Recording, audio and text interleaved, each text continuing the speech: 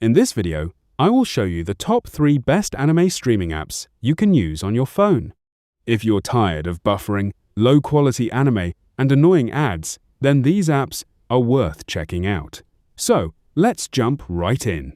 The first app is Tubi, one of the best free options. Tubi is completely free, with no sign-up or credit card required. You can stream in up to 720p and watch plenty of classic anime and fan-favorite shows.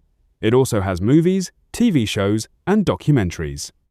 The second app is HIDIVE, which is great for anime fans. It has exclusive titles and rare classics. You can stream in up to 1080p and choose between dubbed or subbed versions.